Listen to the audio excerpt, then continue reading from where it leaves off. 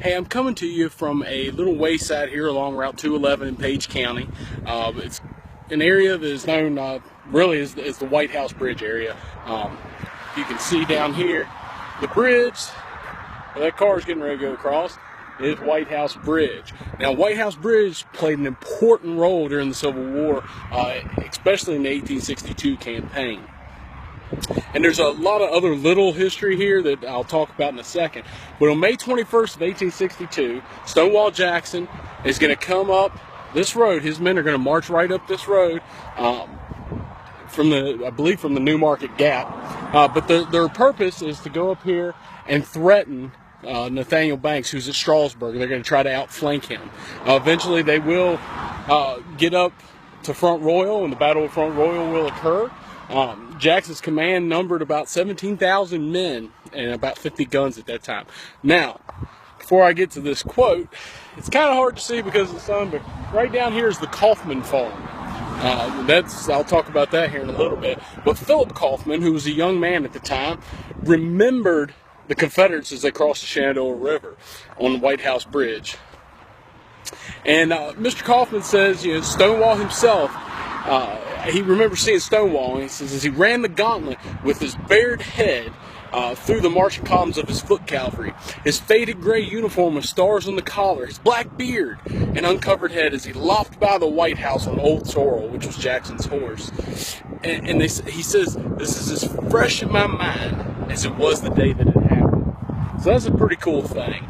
After Jackson comes through here, he's going to meet up with Belle Boyd, who was a spy for the Confederate Army. She's going to give him, hey, here's all the men at Front Royal. It's about a 1,000-man detachment, and he's going to overwhelm them and then continue on up to Winchester and basically push Banks completely out of the valley. This is going to have a couple reactions to it. One, Jackson's going to be happy. He just pushed Banks out of the valley. The Lincoln administration is going to become very alarmed. And in response, there's going to be a two-pronged federal advance that's going to try to converge on him at Strasburg. So that's their attempt to cut him off from withdrawing south up the valley, which we know that he does. He ends up, he marches south to escape. The two federal columns actually pursue him very closely. One column in the main valley, the other column under James Shields is going to come right down through here. So where Jackson had just marched days earlier, the federal army is going to come right back down through the Page Valley. What's going to happen is when they get to White House Bridge, Jackson is going to order Turner Ashby to destroy both the White House and Columbia bridges. Ashby is going to dispatch Captain Samuel Coiner's Page County Company to come here and destroy the White House Bridge. And what's going to happen is they're going to ride through one of the most dreadful thunderstorms of that time. But they're going to get here in time to burn the bridge at about 4 a.m. on June the 2nd. 1 hour later, Shields is going to get here.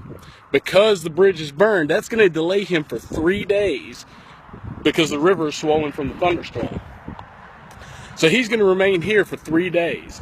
The plan was to cross, and it's hard to see, but that gap right there in the mountain is called the New Market Gap. His plan was for him to cross there, meet up with Fremont, and they were going to go down the valley, but he couldn't do that because the bridge is burned. So Jackson is going to in turn finish up his valley campaign by defeating Fremont at Cross Keys, and then once Shields gets moving, he's going to go to Port Republic, and he's going to get defeated there. White House Bridge actually takes its name from a small little house, and again, it's very hard to see because of the sun, but down there you can see the Kaufman House. Just below the Kaufman House is the White House. Now, the White House was built in 1760, and it had a lot of things done to it. The White House was a fort, a home, and a church. And that's according to the little National Register historic marker there. It's a very neat house, one of the oldest houses in Virginia. It was an early structure. It was the first home of a pioneer named Martin Kaufman.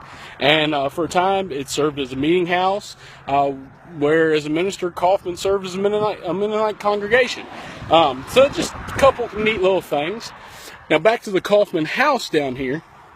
The Kaufman House was actually not burned during the 1864 campaign. It could have been, but it wasn't.